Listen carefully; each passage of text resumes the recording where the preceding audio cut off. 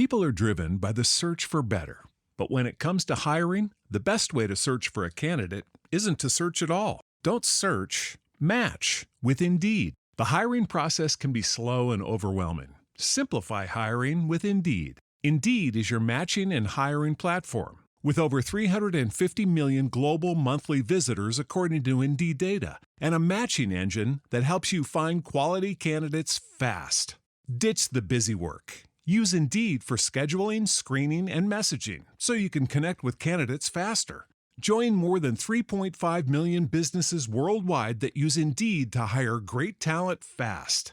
Listeners of this show will get a $75 sponsored job credit to get your jobs more visibility at Indeed.com/PODKATZ12. That's Indeed.com/PODKATZ12. Terms and conditions apply. We're excited to announce that our very own podcasting platform, Zencastr, has become a new sponsor to the show. Check out the podcast discount link in our show notes and stay tuned for why we love using Zen for the podcast. You're listening to the Archaeology Podcast Network. You're listening to the Archaeology Show. TAS goes behind the headlines to bring you the real stories about archaeology and the history around us. Welcome to the podcast. Hello and welcome to the Archaeology Show, episode 147. On today's show, we talk about archaeological hoaxes, forgeries, and practical jokes. Let's dig a little deeper.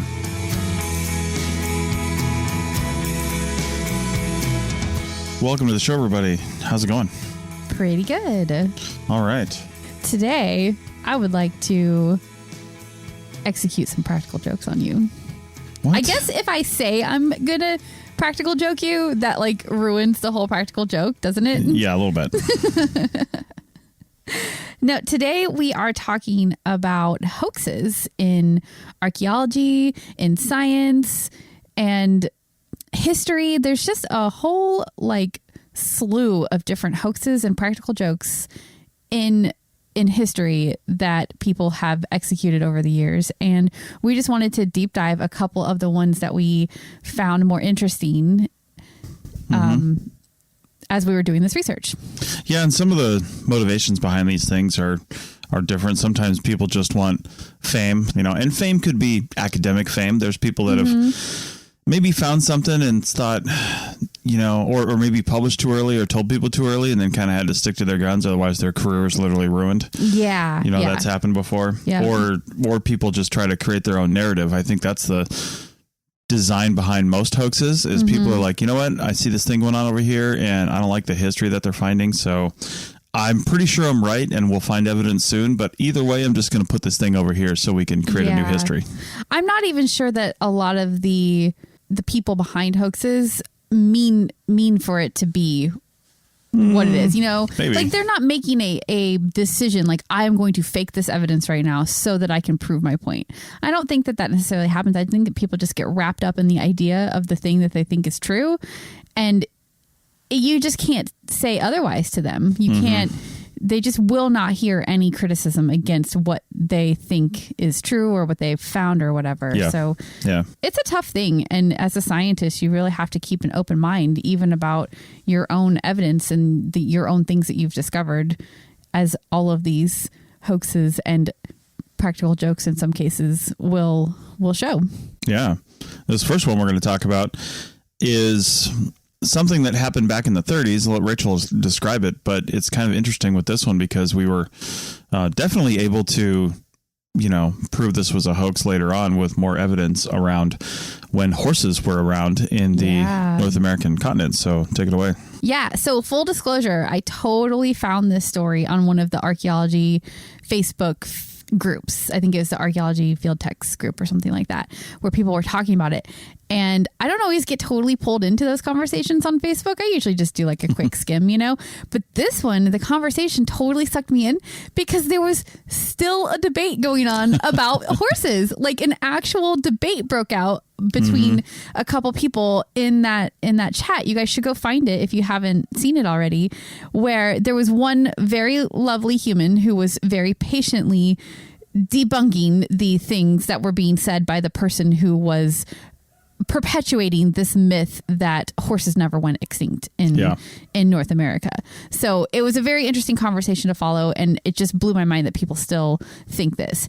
Yeah, before we go on, the Archeo Field Techs group on Facebook is a private group, so it requires membership. And true. To be honest, we only let in people. I'm one of the moderators. We only let in people who are actually working in the archaeology space. But you can find a lot of stuff online about horses and debates around horses. It seems to be a pretty hot topic. It is for people about like when horses were here, because people don't seem to understand that there was a version of horses here a while back. Yeah, and then they went extinct. And then horses came back with Europeans. Yeah. That's the really short story of the history of horses in America. And that's really all you need to know. Yeah. And I found an amazing article. Okay, I did not find this article. Some lovely human on Facebook found this amazing article. They linked to it in that conversation I was talking about, and we will link to it in the show notes, because if you want to know the full story behind why people believe that horses never went extinct here, then you can go read this article. It really breaks it down. It's really great. And I highly recommend reading that. We'll give you some of the high notes from that article. Okay, so let's start with the hoax, though. The hoax that led us down this path. This is the Spencer Lake horse skull. Now, this is a horse skull that was found at the bottom of a Native American mound. And this mound dates to 1100 to 1400-ish CE. And because they found that horse skull at the bottom of the mound, that places horses squarely in the time frame between when they went extinct and then were brought back to the Americas by Europeans. You know everything moved so slowly during that time in North America? There was no horsepower. Oh, God, you're the worst. Oh, yep, that is true. Everything moved super slowly. So, no, in 1936, this mound was excavated by W.C. McKern, who is the curator of Milwaukee Public Museum. And he, of course, was floored when he found this skull in the mound, because he, like all others, believed that the American version of horses had gone extinct about 10,000 years ago, I believe, was the extinction time frame for horses. I'm not certain when that is, so we'll be cautious on our dates. We will be. And the article that I mentioned where somebody totally breaks down the horse thing, it does have the dates in it. I'm just not looking at it right now, but it does have those dates in it, so you can check that out there. Hey, go check out some, maybe we'll link to it if we remember, but go check out the Life in Ruins podcast. They do have there was an episode, if you're listening to this in 2021, there was an episode a few months ago where they have on a couple of people that they know that are Paleo-Indian and those time periods experts, and they talked pretty extensively about horses. Mm-hmm. So yeah, it's a pretty good episode. Yeah. Of course, this skull was way too good to be true, right? Sure. Or way too fake to be true? I don't know. But two students almost immediately took credit for planting it in the mound. Mm-hmm. I guess as like a joke on the, not professor, but the museum curator who was excavating it. That the motivations for why they planted it are unclear, but they definitely immediately came out publicly like, whoa, hold on. We put this here as a joke. I wouldn't even be surprised if they didn't even realize that by choosing to put a horse skull there, they were like jumping into this like debate about horses and their extinction in this country or in this continent. I think they did know what they were doing because they took the perfect skull to put there. That is true. Yeah. Right. It sets off this huge controversy, right? Yeah. But McKern, the excavator, he insisted that the skull was in situ and they could not have placed it there. The soil was undisturbed, according to him, around the skull. Therefore, they are lying. The students are lying. And the skull was actually in place where it naturally was. For me, that's one point in McKern's favor, because I'm just like, how are those guys excavating this that they didn't notice disturbed soil? I mean, we can notice evidence of rodent activity or evidence of even a post hole that was dug 1,000 years ago. We can, because we can tell the changes in the soil. Now, it might have the same compactness now 1,000 years later, but if you dug something last week, I mean, you'd have to be really good about not only like packing that back down, but kind of disturbing. And how did they get all the way down in the mound? And it's just, there's a lot of holes there for not only where this was found, but how they were doing the excavation in a way that they didn't notice that this was buried probably within the last few weeks. Yeah, that is interesting. It makes me wonder a couple things. One, McCarran, he was the curator of the public museum, but it doesn't say what his other credentials were. So it does make me question what his excavation experience was. And when you're dealing with different types of soils, some things can be completely disturbed, but not necessarily look disturbed. Yeah. So that could be a factor here.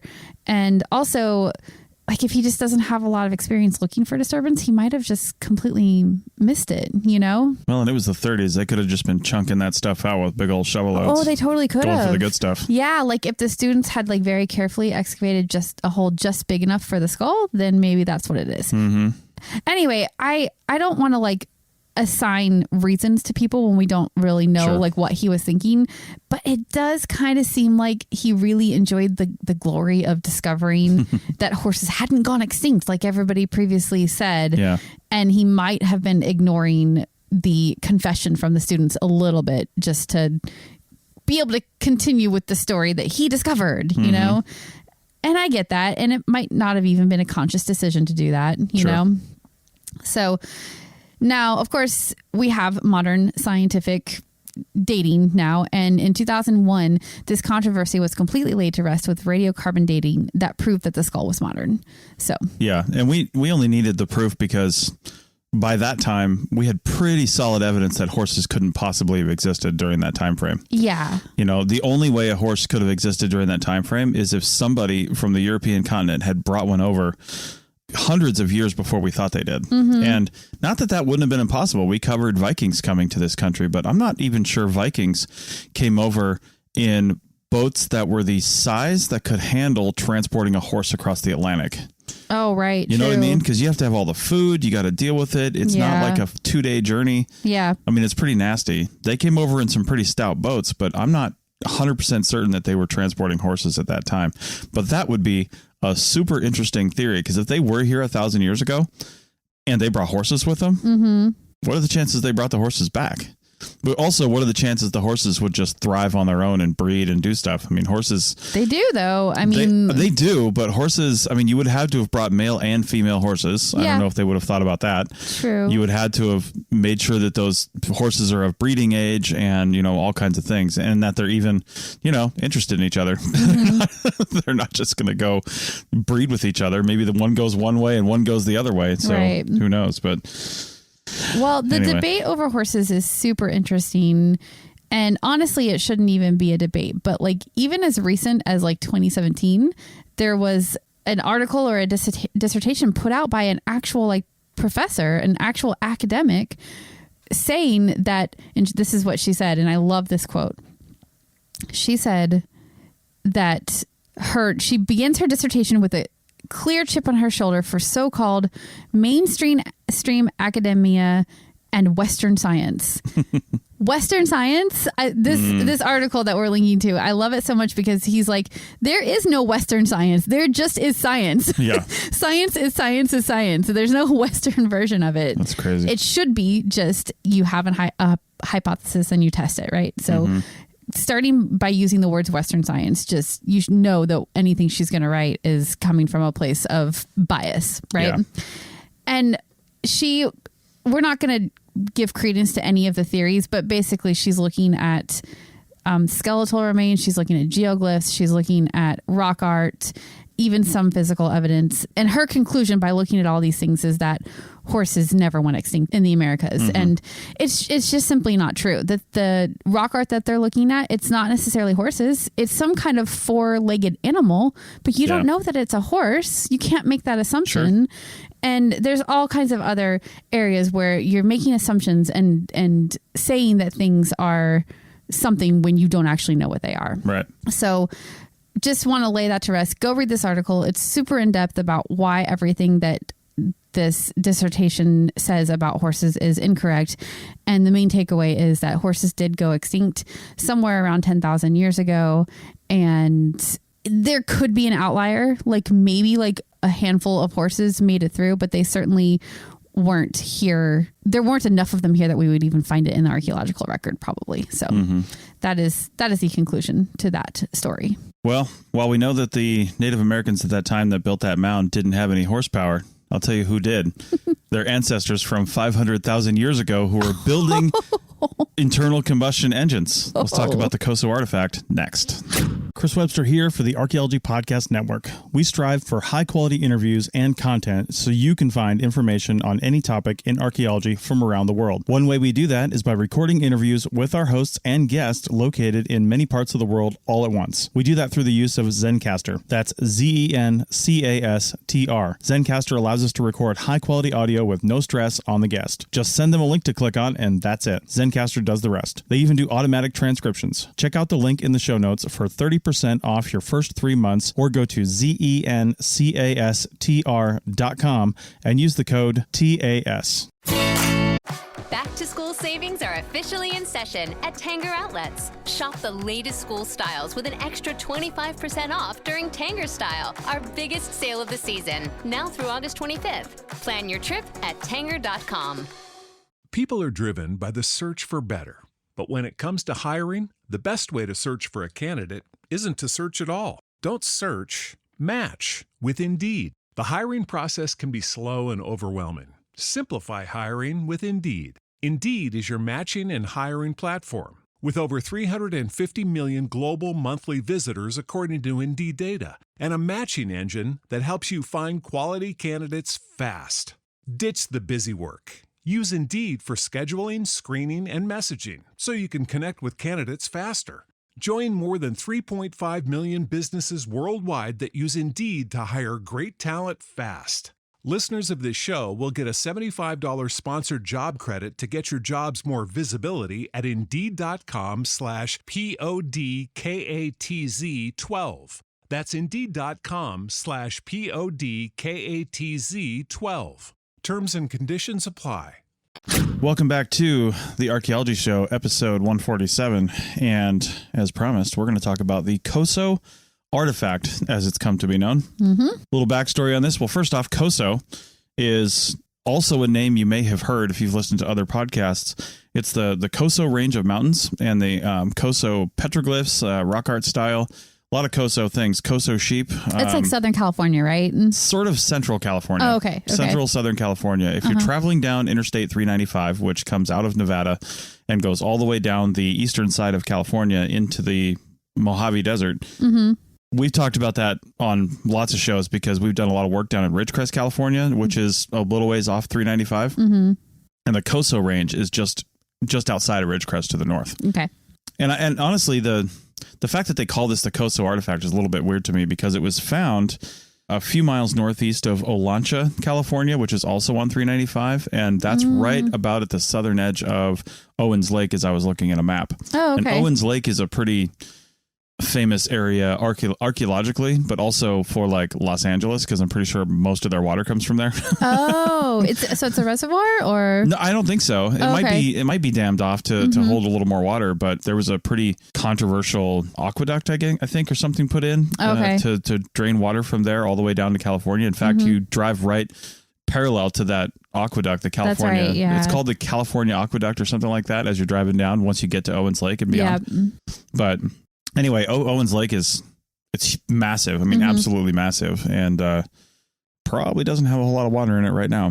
So I don't think there's a lot of water anywhere in California right now. Yeah, not too many places. Yeah. So anyway, on February 13th, 1961, Wallace Lane, Virginia Maxey, and Mike Mikesell, which, come on. That's a choice. Yeah. Parents. They were looking for minerals to sell in their shop in Olancha. And Olancha, man, if anybody's ever been through there, like I think you might slow down to 55 to go through Olancha. Tiny little town. But not much, Yeah. right? Like there's a gas station as far as I know. I think there's still like a beef jerky place. It's in my brain. Like I can see it. Is that the town that has the movie museum in it? No, that's Lone Pine. Oh, it's Lone Pine. Okay, but it's all like kind of in the same area around there, Lone right? Pine is actually the next town to the north of Owens Lake. Okay. So Olancha's kind of on the south end and Lone Pine's on the north end. Okay. Yeah. Because the Alabama Hills are in that area too, which is where many Hollywood movies are filmed. Yeah. When they need an alien landscape. Right? Well, if you've never seen Captain Kirk fight somebody in what looks like a desert landscape, it was definitely in the Alabama Hills. Right. Anyway, so that's Olancha. They had this mineral shop, this rock shop that a lot of people around there have stuff like this that they sell. And they were just looking for stuff. They find geodes. They find geodes, they slice them open, and they sell them. They might prep them a little bit. But they were out there. They found just a bunch of things and bring it back. And Mike Sell was out, just cutting them open like they do to see what was inside. And he nearly ruined one of his diamond-tipped saw blades. And that's a pretty common type of saw blade for this kind of thing. But he nearly ruined it. And when he opened up this geode, and take a look at some of the articles we have, I think every single one of them has a picture of it. But when he opened up this geode, or what he thought was a geode, he saw what looked like he had just cross-sectioned porcelain, what looked like porcelain. We couldn't really tell at the time, but it looked like a porcelain cylinder with a very small internal 2 millimeter diameter shaft on the inside with a shiny magnetic material inside of it. So that was bisected as well. And then on the outside of the porcelain was a ring of metal, but it was more hexagonal. It was like a hexagonal ring of metal. In the picture, it looks circular, but when you get up close and personal to it, it's definitely hexagonal. Okay. Yeah. Looking at the cross section, it actually kind of reminds me of when you see like a cross section of the earth, right? Yeah. You've got like the crust on the outside, then you've got the mantle, and then you've got the core, right? It kind of looks like that. Not quite the same proportions, but that's sort of like what you're seeing in the cross section view of it. Yeah. Interesting thing about the outside of this supposed geode, it was encrusted with, it was hard, first off. It was encrusted with fossil shells. And two non-magnetic metal objects that appeared to be a nail and a washer.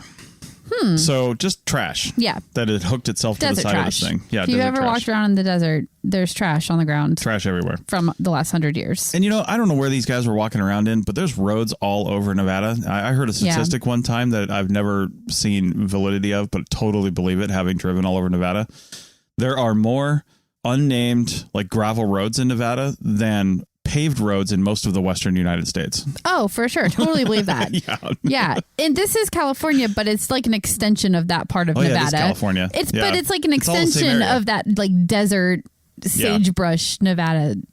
Yeah. It's all very similar. So I was thinking Nevada because it's real close to Nevada, but you're right. It's crazy. The whole area is the same. So my point with that is a lot of these roads have been around there for a really long time. And people have taken very inappropriate vehicles out there for the last 100 plus years, and they broke down. Yeah. And a lot of times back in the day, there was no AAA, there was no cell phones, there wasn't anything like that. So if you're driving, a Model T, I mean, it's probably a little old, but if you're driving like a 1930s car, or 20s car out in these roads, you probably have parts with you. Yeah. If you don't, you're an idiot. Yeah. You have to be able to fix things. Yeah. You got to be able to fix stuff. It's like people that drive have sailboats, or even us in the RV. We've got spare parts in the RV. Yeah. Even though, we can get to a place. The RV is a little less like that, but like boats, you got to have stuff with you. Oh, yeah. Sailboat owners that go across that go, way far away from land, they got all kinds of stuff on board. They could probably build another sailboat.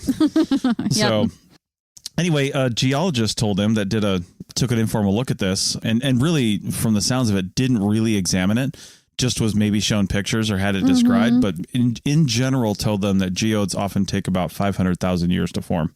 So they said, okay, great. We've got a 500,000-year-old geode with a weird ceramic thing inside of it. Now, everybody caught on to this fact. Yeah. Everybody was looking at this, and mostly creationists. And a guy named Ron Calais, who is a creationist geologist, which is a phrase I never thought I'd say. Did not know that was a thing. I thought they were mutually exclusive. Yeah. But okay. Well, he x-rayed this sometime later. It was still when it was the artifact's been lost to history. The guys who found it, one of them's dead now, and the thing is just nowhere to be found. So we don't have it in modern times. And it sounded like it was only a couple of decades before that happened. Yeah, because this is in the 60s, right? So that it was found, yeah. So this guy, Ron Calais, though, he actually x-rayed it and did some other analysis on it because they didn't further cut it open. They just kept it in half and didn't really try to pry out what was in there. And he saw other parts, including like a small spring. And again, the x-rays are in the images. You can see those in some of the articles we have. So this got latched onto as ancient technology. I didn't really see the word aliens thrown around too much, which is surprising. I kind of thought I would see some sort of alien mention. It was kind of tangentially mentioned in some of the other articles that were about like alien things, and the Koso artifact is mentioned. But what most people seem to think is that this is evidence of advanced technology 500,000 years ago that has since died out. Right. Yeah. And it has to be 500,000 years because that's when geodes formed. Because that's when geodes formed. And Yeah, it looks like a geode, so therefore it is a geode. I mean, if you're going to go there, maybe it was somewhere else and then he wrote it out of the landscape and then turned into a geode. But maybe it's 1 million years old. Right. Maybe it's 10 million years old. I mean, the sky's the limit here. Yeah. So anyway, it was also suggested really early on that this looks like a spark plug. And not only did people say, yeah, sure, I could see spark plug, but then they immediately jumped to the conclusion that it was a 500,000-year-old spark plug. Evidence of internal combustion engines. It's a spark plug. Therefore, it must be modern. No. It's a 500,000-year-old spark plug. Okay, yeah. That makes sense. So not too many people had actually the ability to look at this thing. The discoverers eventually tried to sell it. They were relatively non-committal about what it was. They were like, oh, it could be relatively modern, but it could be super old and related to like Atlantis or something like that. You know, they even said Atlantis. And there's evidence that they thought they tried to sell people on the older fact because they tried to sell it for $25,000. It doesn't sound like they did. If they did, it was a private sale and it's lost forever. And it's lost, yeah. Yeah, but it sounds like that's where they were with this thing. But again, nobody knows where it's at now. I get it. Make a buck, right? Well, I mean, if all these crazy people want to believe that it's a 500,000-year-old spark plug, then okay. I mean, I would have been like, yeah, it's probably from the 20s, but hey, it could be 500,000 years old. I haven't cut it open. You want this for $100,000? Sure, you find out. So I'll definitely do that. But, you know, word of caution, that's the kind of attitude that brings these hoaxes and forgeries into the public sphere. And then you lose the fact that there is skepticism around it. And then all of a sudden it becomes truth. So yeah, once the original discoverers and the actual thing itself is pretty much gone, it's just part of lore now and people latch onto it. Yep. So, but when you find literally no other evidence to support anything like this, you got to kind of wonder about this. If there was a society running around with internal combustion engines in Owens Valley, it's called. If they were there 500,000 years ago, I think we'd see more evidence. Yeah, right. Totally. Unless the spark plug just fell out of their hovercraft while they were going across the ground, because, you know, why not? Anyway, creationists have taken this again as evidence for advanced technology and ancient civilizations. And there's actually an organization called OOO Parts, I think, which stands for, what does it stand for? You told me, but I can't remember. Yeah. Oh, it stands for it's OO Parts, out of place artifacts. And so you put that one together. Ooparts. Yeah, out of place artifacts. And that is evidence to them. You know, in some ways, people didn't, I guess, travel the world and things like that because they wouldn't have time, especially if you're a young Earth creationist, you know, to do that in 6,000 years. Right. So I don't know. There's a lot of really crazy things. The biggest problem with this artifact, aside from the fact that it's not a 500,000-year-old spark plug, is that it's actually not a geode either. Yeah.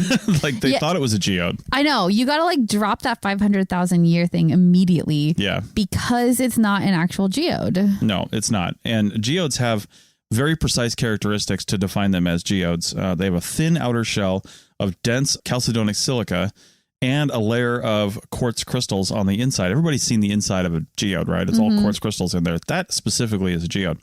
This has literally none of that. Right. And in fact, one of the original discoverers, Virginia, said it seemed like it was baked clay. So it just got covered in dirt, baked in the sun for, you know, we'll talk about how long, but baked in the sun, it doesn't take long. It gets super hot out there and very dry. Yeah. And if clay is wet enough and it gets out enough, I mean, we've seen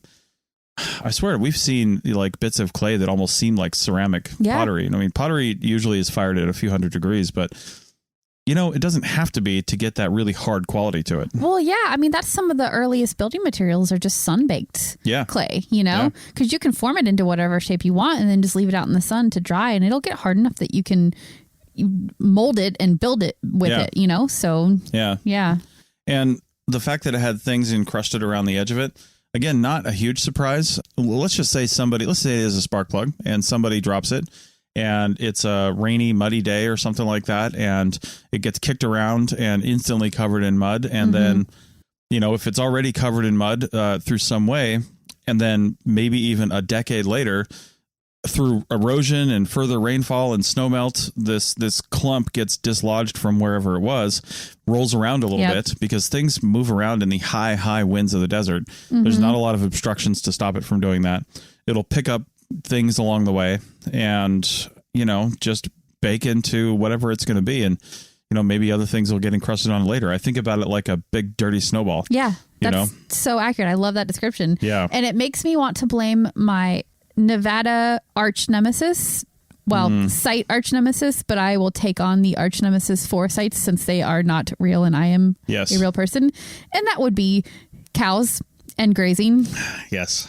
I mean, I literally found an artifact this past season that was in the hoof print of a cow broken into 3 pieces and still in place where the cow stepped on it. Anyway, cows are destroying and trampling our cultural resources, but that's a topic for a different day. Sure. So I'll get off that soapbox, but can't you just imagine though, like this thing having been dropped into a muddy pit, like you're saying, and then however long later cows come along and cows kick up dirt. They do. They're hoof draggers. They are, and they wallow in it. It just gets knocked around and all of a sudden you've got this clump of clay wrapped around whatever is inside of it, and it gets kicked around by cows, picking up more things as it rolls around and gets kicked around, and then all of a sudden you've got a dirty snowball. Yeah.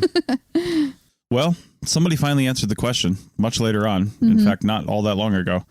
And they took pictures of this, even just the cross section, and then the X-rays to basically a spark plug historian, somebody who knows these things. And I got the impression, they didn't really have a lot of detail on this, but I got the impression the person is a historian at the Champion Spark Plug corporation, right? Okay. The people that makes Champion Spark Plugs. I doubt they're their own company anymore. Maybe they are. They're probably bought by somebody. But anyway, the guy was like listening to the story of this thing and basically laughing and saying, yeah, that's definitely a Champion spark plug. And he's like, and it's probably from the 1920s. He could just tell by looking at it. He's like, this is a thing. Now, other people would probably say, yeah, I mean, if you're going to invent the internal combustion engine, there's not a lot of ways to do that probably. And maybe spark plugs are something that was invented for the internal combustion engine many times over, throughout history. Like if they've got internal combustion engines on another planet, they probably have something akin to a spark plug, because internal combustion means there's explosions happening internally and you have to time those, and spark plugs are timed.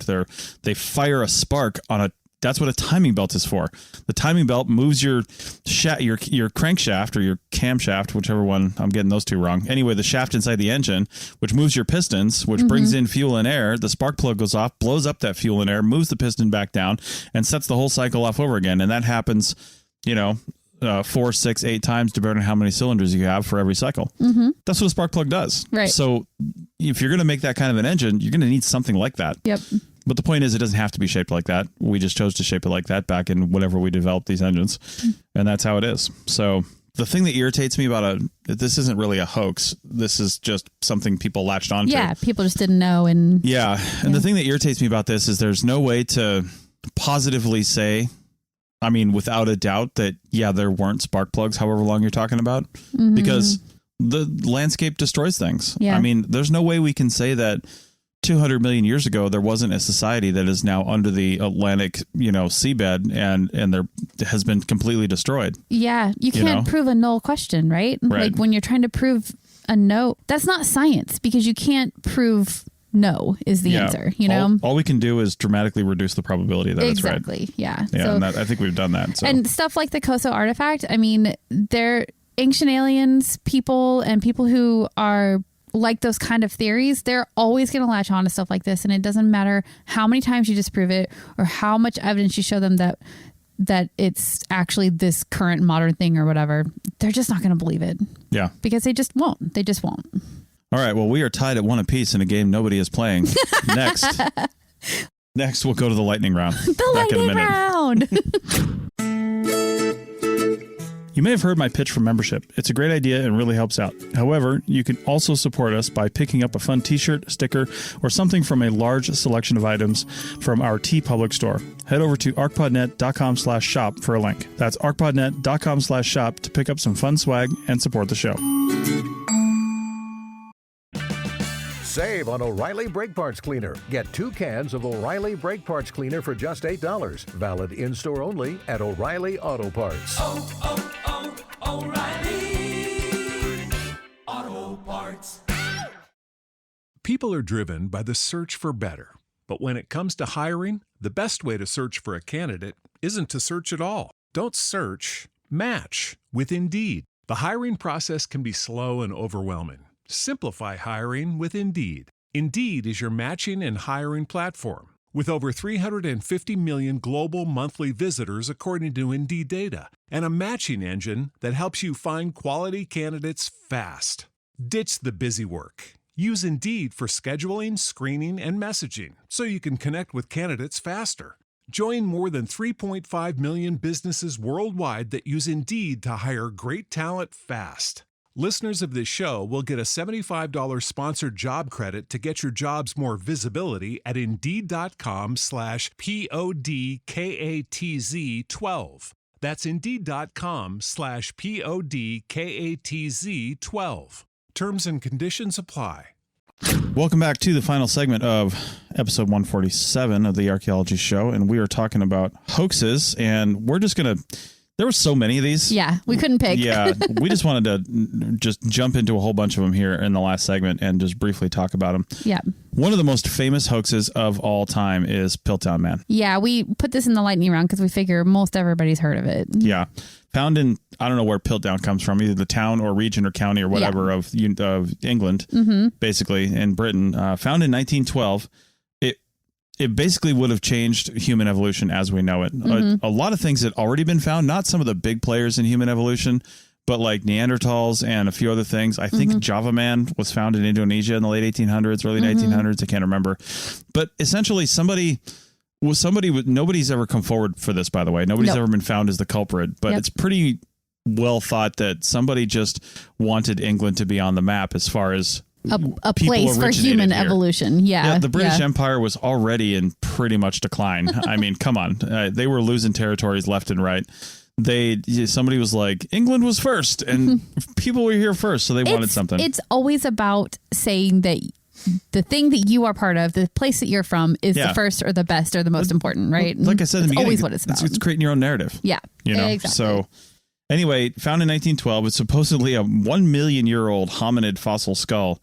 And it, like I said, would have changed everything. But it turned out to be a mix of orangutan and modern human bones. Yep. And nobody knows who did it. Yep. When you look at the pictures, you can really see how they are mixed between the two species. And it's pretty clear now. I don't think it was at the time because people didn't understand as well. But I mean, they were pretty smart. And I think they kind of figured it out pretty quickly. It was pretty quick, I think. That it was a hoax. Yeah. I mean, once it got into the hands of experts, they disproved it pretty quick. Yeah, for sure. Yeah, take a look at some of our links in the show notes as we're going through this, and you can read more about it. But we just want to, again, announce a few of these things. So the next one is the Kensington Runestone. And I believe we mentioned this just briefly in our Viking episode, so we wanted to make sure we brought it in here. But we did kind of talk about it a little bit already. But the basic story is that in 1898, a farmer named Olaf Oman uncovered... That's the best name ever. I know, it's so great. Uncovered a stone engraved with runes near the town of Kensington in Minnesota. I just feel like somebody named Olaf is going to get up to some hijinks.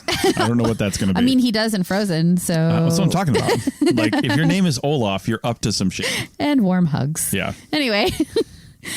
So scholars at the time said that it was carved by Vikings in the 14th century. Therefore, Vikings entered America before Columbus and all the other early explorers did. And what would that do? Change the narrative about who entered and settled this land first. Let's not talk about Native Americans. Obviously, white people at this time do not talk about or acknowledge Native Americans. So, but isn't it funny that all this stuff that supposedly came here, Native Americans couldn't possibly have done it, but it's some sort of artifact from someplace else? Isn't it funny how the story is never Native Americans went to somewhere else and brought something back? Oh, no, never. Because then they would be responsible. Yeah. No. The white people did it. Yeah. Now, I don't think that's likely either. No. Like, they didn't travel to, Denmark. No. Oh, my God, no. Pick up some gift shop runestones and bring them back. No. Yeah. So, as we mentioned in our last episode, these runes, they didn't match the ones that were used in the 14th century. And the actual runic code that was carved on there, it was very similar to one that is known to be used by Swedish travelers in the 19th century in the same time that the stone was found. So probably not pre-Columbus. So really all this stuff is stacked against it. And what it really looks like it was is that the people in this area, they just wanted to find a little bit of themselves in who discovered the Americas rather than the Spanish and the Italians and all the others that were getting credit for the discovery, right? Mm-hmm. Discovery, put big quotes around the word discovery. So this was just their way of throwing their hat in the mix and changing the narrative so that it was, Norse ancestors who actually discovered. So that was probably the reasoning behind it. Yeah. Well, even if they did go to Denmark and somebody gifted them this runestone, it's nothing like what Constantine gave to Pope Sylvester the First, or Pope Sylvester I. How do you say that? I think it's Sylvester the First, even though it's not like a genetic dynasty. Yeah, because you would say like John Paul II, right? Yeah, I suppose you would. Yeah. So what did he give to the Pope? He's like, here you go, happy birthday. Oh, he just gave him like all of Rome. And all of Rome's things. All of Rome, the city, the territories, all of it. He just, on this one document, apparently, he just signed it all over to the Pope. Yep. So this document goes back centuries. It was copied and recopied over and over and over. The original is lost. There are copies going back to the 8th century. So this is, a millennia in the making. Now, the original reason for why this document was forged is unknown. And the reason we know it's a forgery is because Constantine definitely didn't do that. Like, that's basically it. Because we haven't seen, modern scholars have not seen the original. So we can't prove that it's a forgery for that reason. But like, he definitely didn't do that. It's kind of the reasoning. And nobody believes it now. But in the Middle Ages, it was used by popes to try and like keep a handle on the rulers of Europe, keep control of them, say, hey, actually, we own all you guys as per Constantine, 1,000 years ago. So you got to do what we say now. Yeah. I mean, you got to try what you can, I guess, to keep control of those wily European rulers. That's true. Could have changed history, though, if people actually believed it. And then all of a sudden, Europe is controlled by the Catholic Church. That would have made it a very different place. Yeah. What did Jesus' wife have to say about that? So another wonderful document hoax related to religion is the Gospel of Jesus's wife. And now this is a papyrus that's with a statement from Jesus referring to his wife in some places with the name Mary. So obviously Jesus was not supposed to have been married, and he definitely wasn't married to Mary Magdalene, but scholars and people who would like to change that narrative have really latched onto this. I mean, I've seen the Dan Brown movies, so I know the full story. See? Now, this is a relatively new announcement. It came from some researcher at Harvard, a Harvard professor named Karen King in 2012. So this is not that long ago. However, she, rediscovered this papyrus and then made the announcement, but the provenance is so suspect, right? The owners are anonymous, number one. They will not come forward and say who they are. And second of all, they bought it from someone, and his name is in the article that we'll link to, but they got it from a man who acquired it in East Germany in the 60s. Okay. Now that person has passed away and cannot corroborate this story. But the estate and family members and people who knew the man said that there's actually no way that he owned it because he lived in West Germany, number one. There's no way that in the 1960s Cold War era, he was hopping from West Germany to East Germany to get his hands on this papyrus. So it just does not... The provenance is really suspect, and there's nobody alive that can prove what the owners say. Second of all, the papyrus is old. It's 1,200 years old, but it's not as old as it should be. The ink might also be old. They're going to do more testing on it. We should see more of that coming out in the coming years. And then The other more damning as evidence is that the owners also had a second papyrus with this one, and it's a section from the Gospel of John, and this section is proven to be a forgery. It is a copy of a well-known published translation from 1924. Okay, and it's Egyptian writing from 1924, and it's written exactly the same way. And then the ink and the handwriting on the two pieces of papyrus are very similar, and it seems likely that they're both fakes. So this combination of all of those things makes it seem very likely that these are fakes. More testing to come, though. All right. Now we're going to go to the Piltdown bird, the Archaeoraptor. Is this a archaeological hoax, or is this a paleontological hoax? I guess it's paleontological, but I loved it because they called it Piltdown bird, so we had to include it in the list. That's hilarious. Yeah. Nice. So in 1999, National Geographic magazine, touted the discovery of a feathered dinosaur fossil named Archaeoraptor Leonengenesis. Sure. Yeah. Doesn't matter because it's a hoax. Yeah. So it has the feathered arms of a bird and then the tail of a dinosaur. So they were calling it the missing link between birds and dinosaurs. No.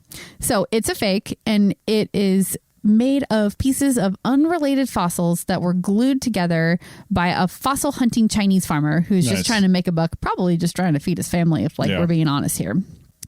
And he sold his creation to a dealer who then sold it to a U.S. dinosaur museum for $80,000. And I'm like, guys, provenance. Did you where did you know where it came from? Like, especially the U.S. museum guy. I'm like, really? Did you ask the dealer where he got it? And like, what was the story behind it? Or did you just jump at the chance to buy what looked to be the missing link, artifact? That it's just crazy. And let me tell you about missing links real quick. Yeah. People have been looking for missing links all the time between certain things. We know that birds are descendants of dinosaurs. The dinosaurs basically turned into our birds. They're all chickens now, which I think is a great poetic justice to dinosaurs. Yeah.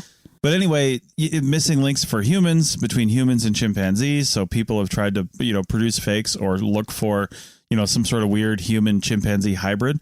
But a missing link is not going to look like some Frankenstein's monster where, you have this jumble of parts together.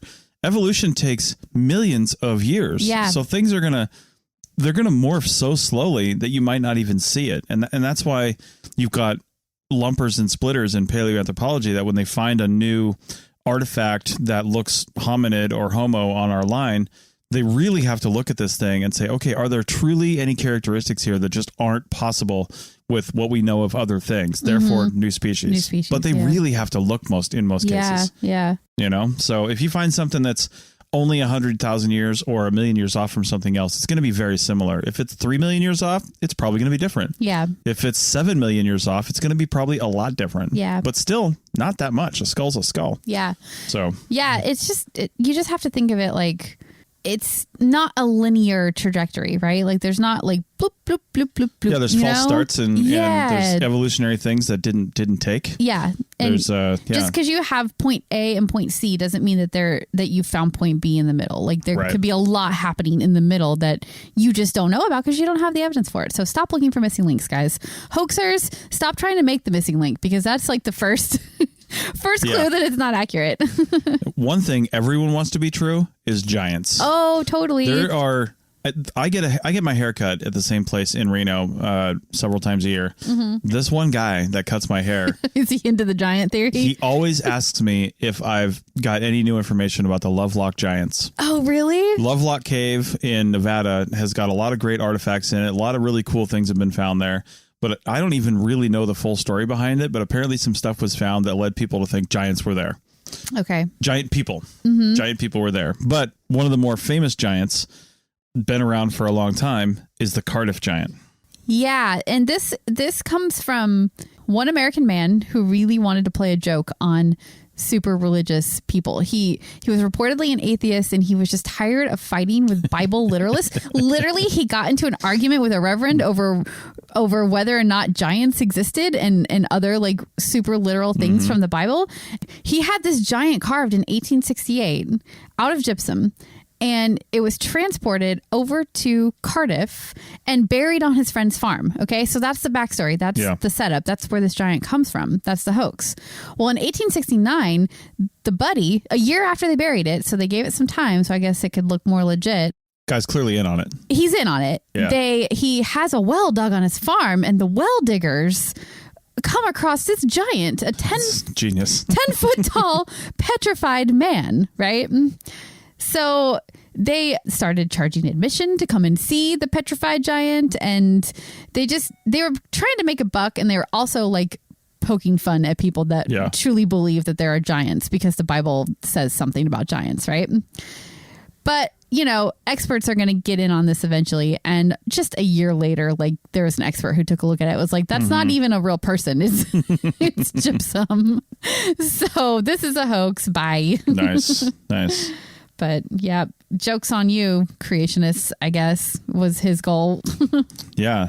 And this last one is basically the discovery of the people who were making internal combustion engines in North America. Oh, totally. Yeah. So we've come full circle here with proof. Yes. With the Calaveras skull. Yeah. We're in California again. And honestly, this might be my absolute favorite hoax. And I'll give you the reasons why. So first of all, the basic story is that in 1866, miners in Calaveras, California County unearthed a human skull buried more than 100 feet deep in a mine underneath volcanic deposits. Yeah. So through a series of events, the skull lands in the hands of Josiah Whitney. This would be the namesake of Mount Whitney, which is the tallest peak in the United States, the continental United States, I believe, right? Yeah, in California. And he was a Harvard professor and also the California state geologist at the time. So he was, you know, a guy with some clout behind him. He announced it as placing humans in America in the Pleistocene era, somewhere in the 2 to 5 million years before present time frame.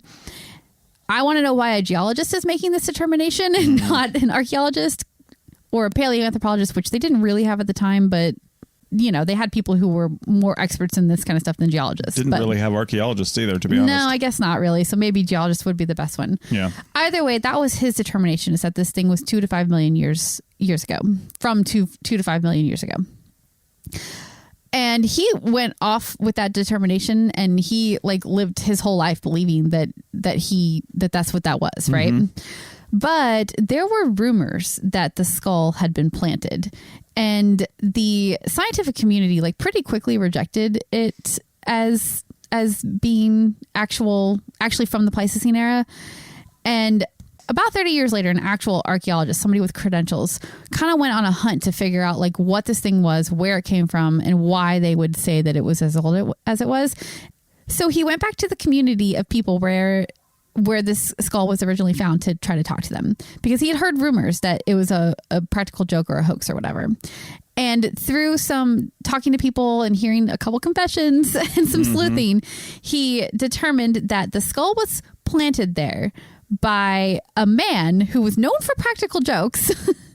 And he was trying to play a practical joke either on the local doctor in town or on Josiah Whitney himself. Which one is a little bit unclear.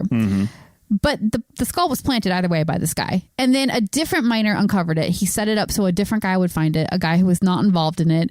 But the guy did exactly what he predicted and ran straight to the local doctor, a Dr. Jones, with this skull. Like, look what I found in the bottom of this mine, right? The doctor kind of thought it was a hoax right away and didn't take the bait. Used his instincts. I know, he didn't take the bait immediately, but then he kind of like started looking at it and then just was like, okay, sure, this thing is real. And then he's the one who sent it off to Josiah Whitney, and then that's how it kind of became part of the thing. So whether that practical joke was meant to be on the doctor or on Whitney himself is unclear.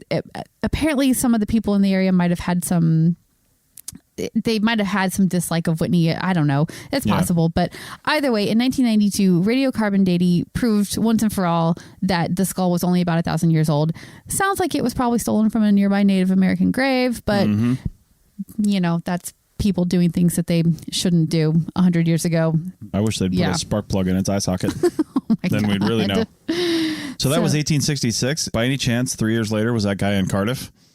I know, right? A lot of playing. I think it was just easier to play with people's brains and time and archaeology because it just wasn't well established yet. So people could try to mold the narrative to what they wanted it to be. Yeah. Or just play a practical joke. I do love that this one was just a practical joke, but it kind of snowballed out of their control. Absolutely. Yep.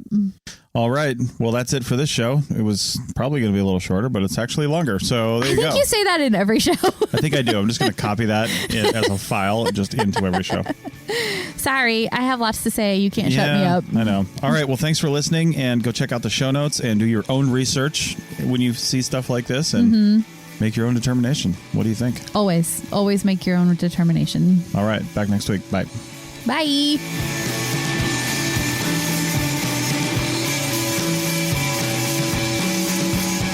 Thanks for listening to The Archaeology Show. Feel free to comment and view the show notes on the website at www.archpodnet.com. Find us on Facebook, Instagram, and Twitter at ArchPodNet. Music for this show is called I Wish You Would Look from the band Sea Hero. Again, thanks for listening and have an awesome day.